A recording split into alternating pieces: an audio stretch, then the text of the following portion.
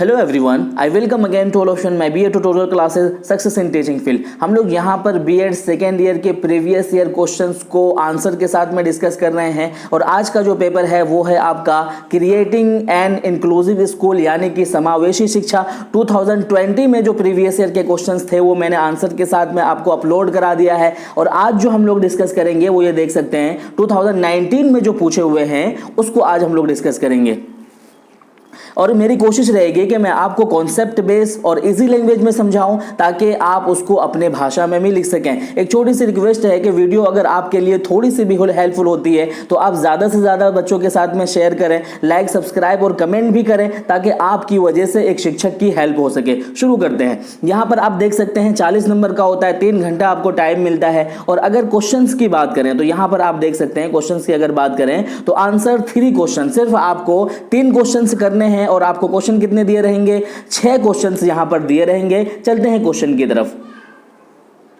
पहला क्वेश्चन देखते हैं यहां पर, inclusive education fulfils the changing need of a student with diverse needs discuss. ठीक है ना, डाइवर्स नीड्स डिस्कस। इसको हिंदी में भी देख लेते हैं कि समावेशी शिक्षा विविध आवश्यकता वाले विद्यार्थियों की बदलती आवश्यकताओं को पूरा करती है, विवेचना कीजिए। ठीक है, यहां पर क्वेश्चंस आपके लिए थोड़े धुंधले हो सकते हैं बट मैं आपको क्लियरली पढ़ के सुनाऊंगा तो आप उसको सुन करके समझ सकते हैं। अभी इसमें देखेंगे कि कौन कौन सा पॉइंट है। ठीक है, ये कह रहे हैं कि इंक्लूसिव एजुकेशन, ठीक है ना, इंक्लूसिव एजुकेशन। दूसरा पॉइंट यहां पर है डाइवर्स क्लासरूम। ठीक है, इससे पहले मैं एक बात आपको बता देता हूं इस पेपर के अकॉर्डिंग। देखो, मैं 2 बात आपको बताता हूं। पहली बात तो ये कि ये पेपर बहुत इंपॉर्टेंट है। बीएड सेकेंड ईयर में इंक्लूसिव एजुकेशन यानी समावेशी शिक्षा और असेसमेंट फॉर लर्निंग, ये पेपर बहुत इंपॉर्टेंट है। ये दोनों पेपर से 10 से 15 क्वेश्चन हमेशा से पूछे जाते हैं। और सीटेट बीटेट की बात करूं तो इससे क्वेश्चन हमेशा से उसमें रहते ही हैं। तो मैं कहूंगा कि आप इसको अच्छे से पढ़ करके अच्छे से इसको समझ लो। ठीक है ना। अगर मैं बात, देखो इसमें 3 पॉइंट है। इस पेपर का जो सेंटर पॉइंट है वो होता है, वो 3 भागों में बटा होता है। एक होता है विशिष्ट बालक यानी कि स्पेशल चाइल्ड, दूसरा होता है आपका इंक्लूसिव एजुकेशन यानी समावेशी शिक्षा, और तीसरा है यहां पर डाइवर्स नीड। ठीक है ना, डाइवर्स नीड। अगर मैं बात करूं आपको विशिष्ट शिक्षा के बारे में तो विशिष्ट शिक्षा के अंतर्गत क्या कहते हैं कि विशेष आवश्यकता वाले बच्चों को अलग अलग विद्यालय में क्या कहते हैं शिक्षा दी जाती है। और उसी तरीके से इंक्लूसिव एजुकेशन की बात करूं तो inclusive education refer to all education for the students. ठीक है ना, all the education for the all students. ठीक है, सभी बच्चों को वो एक ही साथ में, यानी कि समावेशी शिक्षा का अर्थ ऐसा होता है कि विशेष आवश्यकता वाले बच्चों को सामान्य नियमित विद्यालय में शिक्षा दी जाती है। अब यहां पर जो एक नया पॉइंट है डाइवर्स नीड्स, है ना, डाइवर्स नीड। कहने का क्या मतलब है कि इंक्लूसिव एजुकेशन जो है किस तरीके से डाइवर्स नीड वाले बच्चों की आवश्यकता को पूरी करता है, ये इनके कहने का मतलब है। ठीक है, इंक्लूसिव आपने समझ लिया। अब डाइवर्स नीड क्या होती है उसको आप समझो। उसको किस तरीके से समझेंगे इसको पॉइंट वाइज समझो। देखो, आपके क्लास में बहुत सारे डाइवर्स नीड वाले स्टूडेंट्स बैठे होते हैं, चाहे इंक्लूसिव एजुकेशन के अकॉर्डिंग उसमें देखेंगे तो उसमें क्या देख सकते हैं, सेंस के बिहाफ पर यानी कि इंद्रियों के बिहाफ पर भी बच्चे बहुत डाइवर्स होते हैं। जैसे कि हेयरिंग, अगर मैं सुनने की बात करूं कुछ बच्चे ज्यादा कम सुनते हैं, कुछ बच्चे बहुत जल्दी सुनते हैं। उससे दूसरा पॉइंट हो जाएगा विजुअल, तीसरा पॉइंट हो जाएगा फिजिकल चैलेंज। ठीक है ना, सेंस में ये देख सकते हैं आप। अगर दूसरा जो है एलिमेंट है इसमें आ जाएगा आपका इंटेलेक्चुअल। इंटेलेक्चुअल में कौन कौन से क्या सब एलिमेंट आ जाएंगे, जैसे कि गिफ्टेड स्टूडेंट हो गया, टैलेंटेड स्टूडेंट हो गया, मेंटल चैलेंज स्टूडेंट हो गया। ये किसका है, इंटेलेक्चुअल का। उसी तरीके से आप देख सकते हैं डेवलपमेंट डिसेबिलिटी भी बच्चे बैठे होते हैं आपके क्लास में। स्कॉलास्टिक बैकग्राउंड में देख सकते हैं स्लो लर्नर हो गया। उसके अलावा बिलोंगिंग टू क्या कहते हैं मार्जिनल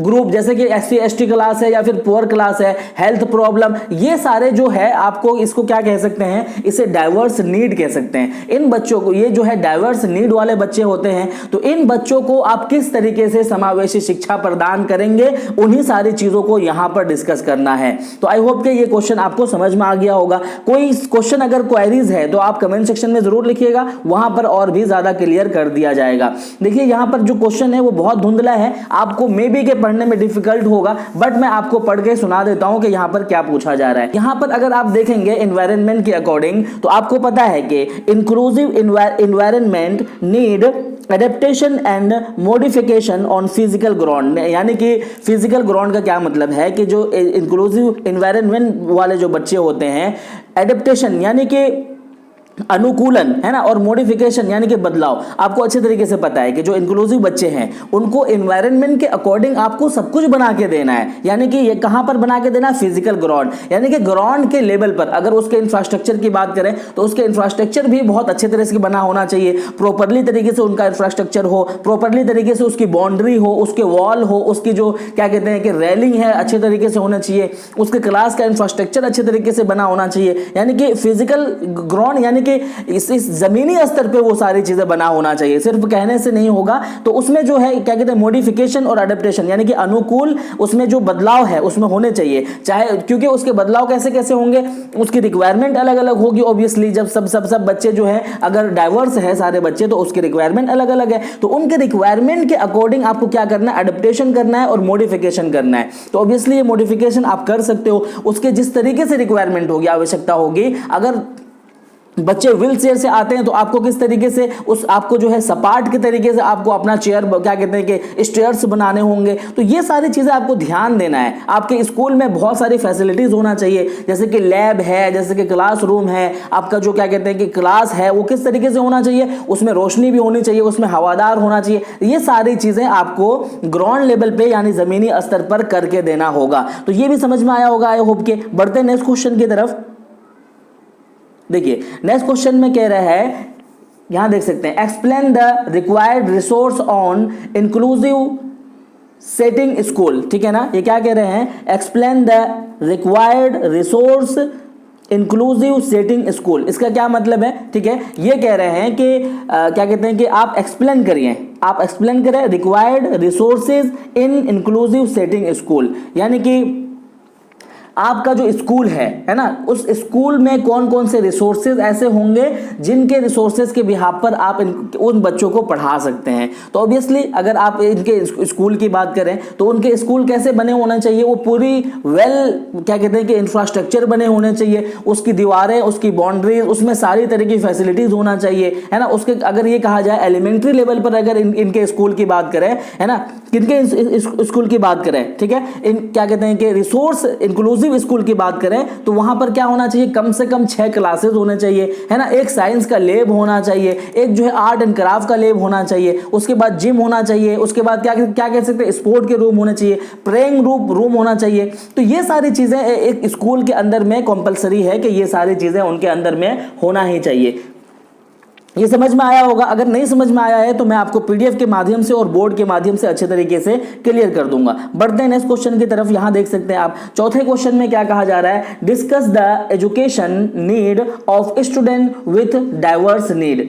ठीक है, फिर से वही बात आई है कि स्टूडेंट के बारे में बताओ आप जिनको क्या जरूरत है ना, एजुकेशनल नीड ऑफ क्या कहते हैं students with diverse need. Obviously अभी मैंने आपको बताया कि डाइवर्स बच्चे कौन से होते हैं, जो क्या कहते हैं कि डिसेबल होते हैं, चाहे वो सेंसरी लेवल पे हो, चाहे वो इंटेलेक्चुअल लेवल पे हो, चाहे वो डेवलपमेंट लेवल पे हो, स्कॉलस्टिक लेवल पे हो, है ना, गिफ्टेड चाइल्ड हो सकता है, चाहे वो हेल्थ के लेवल पे हो, या फिर वो स्लो लर्नर हो सकता है, यानी कि varied from a normal student, varied from a normal student, varied from a normal student किसमें भी हो सकता है, बिहेवियर में हो सकता है, सफर फिजिकल फॉर्मल यानी कि प्रॉब्लम देख सकते हैं आप, एडजस्टमेंट में उनको प्रॉब्लम होती है।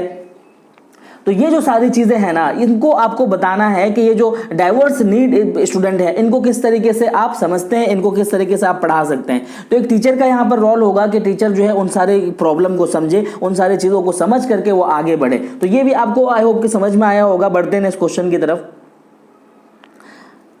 पांचवा क्वेश्चन देखते हैं क्या कहा जा रहा है। पांचवा क्वेश्चन में कह रहे हैं कि discuss the guideline of adapting teaching to different students of secondary level. देखो यहां पर ये कह रहे हैं कि स्टूडेंट्स ऑफ, यहां पर देखिए आप, discuss the guideline of adapting teaching to different student secondary level. ये थोड़ा सा धुंधला है, यहाँ पर नहीं समझ में आ पा रहा है, फिर भी मैं बताता हूँ। देखो इसका क्या मतलब है कि discuss the guideline of adapting teaching to different, ठीक है, different student of secondary level. यहां पर कहने का क्या मतलब है कि सेकेंडरी लेवल पर जो नीडी पर्सन है, डिफरेंट पर्सन है, यानी कि जो डाइवर्स पर्सन है, सेकेंडरी लेवल पर क्या क्या होना चाहिए? सेकेंडरी लेवल पर अगर आप देखेंगे तो क्या होना चाहिए? कम से कम 3 लैब होना चाहिए, है ना, 3 लैब होना चाहिए। क्या? बायोलॉजिकल लैब होना चाहिए, फिजिकल होना चाहिए, केमिस्ट्री होना चाहिए। उसके अलावा आप क्या देखेंगे? उसके अलावा अगर मैं फर्नीचर की बात करूं तो उसमें चेयर होना चाहिए, क्या कहते हैं कि टेबल होना चाहिए, डेस्क होना चाहिए। तो इन सारे के बाद में जबकि बाउंड्रीज के इंफ्रास्ट्रक्चर की बात होती है तो इन सारी चीज़ों के बाद में ये सारी चीज़ें आपके उसमें होना चाहिए। तो ये चीज़ आपको समझ में आया होगा। बढ़ते हैं नेक्स्ट क्वेश्चन में, जो लास्ट क्वेश्चन होगा हमारा, देखते हैं उसमें क्या पूछा गया है।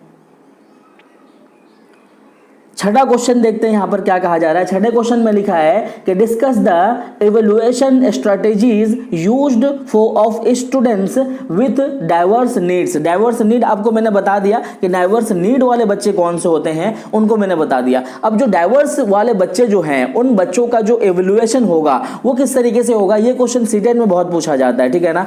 वो मैं आपको कुछ पॉइंट बता देता हूं कि किस तरीके से उनका इवैल्यूएशन किया जाएगा। देखिए, उनके इवैल्यूएशन के लिए पहला पॉइंट होगा कि चेंज वेटिंग स्केल। देखिए, हम जो वेटिंग स्केल देते हैं ना, सपोज दैट कि हम वेटिंग स्केल किस तरीके से देते हैं, बच्चे का एग्जाम लेते हैं, एग्जाम में कुछ नंबर लाया नहीं लाया उसके हिसाब से उसको 50, 100 इस तरह से नंबर दे देते हैं। तो सिर्फ हम उसके एग्जाम का नंबर देते हैं। ये क्या कहता है? ये कहता है कि चेंज वेटिंग स्केल, यानी कि आप सिर्फ उसके पढ़ने का जो है नंबर कर रहे हो, स्केल कर रहे हो, बट आप क्या करो ना, ओवरऑल डेवलपमेंट, यानी कि उसके अंदर में कौन कौन से एबिलिटीज हैं, कौन कौन से जो है क्या कहते हैं फैसिलिटीज हैं, वो सारी चीजों को नाप क्या कहते हैं नाप तोल करके आपको नंबर देना चाहिए। उसके बाद है यूज इनफॉर्मल ऑब्जर्वेशन। उसका ऑब्जर्वेशन भी होना चाहिए, है ना, क्या कहते हैं कि उसका जो है ऑब्जर्वेशन भी होना चाहिए कि बच्चे के अंदर में कौन कौन सी क्वालिटीज है, क्या क्या चीजें होना चाहिए और क्या क्या चीजें ये बच्चा सीख सकता है। उसके बाद क्या है? अलाउ फॉर सेल्फ क्या कहते हैं कि अवेयरनेस, ठीक है, सेल्फ अवेयरनेस। उन बच्चों को खुद भी इस बात का क्या कहते हैं कि एग्जामिनेशन या एवेल्युएशन करना चाहिए, करने देने का मौका देना चाहिए, आपस में एक दूसरे को रेटिंग देने का मौका देना चाहिए, यानी कि एक बच्चा दूसरे को रेटिंग कर रहा है, तो ये सारी चीज़ें उसमें होना चाहिए। चौथा पॉइंट क्या हो जाएगा? Provide multiple test form. उसको मल्टीपल टेस्ट फॉर्म देना चाहिए। आप क्या करते हो कि एक ही विधि में या फिर ऑब्जेक्टिव पूछ ली या सब्जेक्टिव पूछ ली, ऐसा नहीं है। उसके अंदर जितने टैलेंट है उन सारी चीजों को, यानी कि मल्टीपल टेस्ट विधि से उसका क्या कर सकते हो? एवेल्युएशन कर सकते हो। किनका? जो डाइवर्स बच्चे हैं। उसके बाद क्या है? डायग्नोस्टिक तरीके से, है ना, फॉर्मेटिव तरीके से, सुमेटिव तरीके से, ये सारे क्या है? ये सारे टेक्निक है जिन टेक्निक से डाइवर्स स्टूडेंट्स के एवेल्युएशन किया जा सकता है। तो आई होप कि ये आपको समझ में आया होगा। कोई क्वेश्चन अगर है तो अगर मुझे पीडीएफ प्रोवाइड हो जाता है तो वो मैं आपको प्रोवाइड दे दूंगा। Thank you so much video देखने के लिए।